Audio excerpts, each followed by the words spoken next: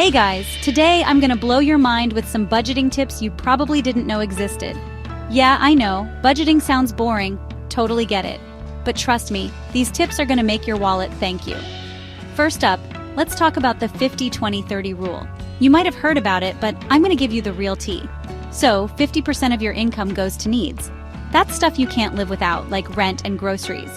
Then, 20% goes to savings or paying off debt. And finally, 30% is for your wants. That's your Netflix subscription, going out with friends, all that fun stuff. But here's a twist. You can flip the percentages based on what's important to you. More of a saver? Bump that savings percentage up. More of a foodie? Allocate a bit more to your wants. It's all about what works for you. Next, I've got a tip that'll make your life so much easier. Ever heard of the envelope system? It's super old school but super effective. You take actual envelopes, label them for different categories like food, entertainment, and gas, and put the money you need for each in there. When the envelope's empty, you're done spending in that category for the month. It's like a real-life budget tracker. Okay, here's a spicy one. Ghost budgeting. Sounds creepy, but it's not. You basically budget for things that don't exist yet. Like, imagine you're saving for a trip to Tokyo.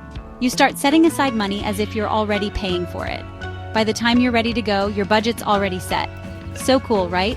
And let me tell you about Roundup Savings. It's like the easiest way to save money without even thinking about it. Apps like Acorns round up your purchases to the nearest dollar and save the change. It's like digital spare change that adds up fast. All right, last one, but definitely not least, Fun Fund. Yes, you heard that right. Set aside a small fund just for fun stuff. It's guilt-free spending because you already budgeted for it. Want to buy those shoes? Go for it. Want to splurge on a concert ticket? Do it. So there you have it.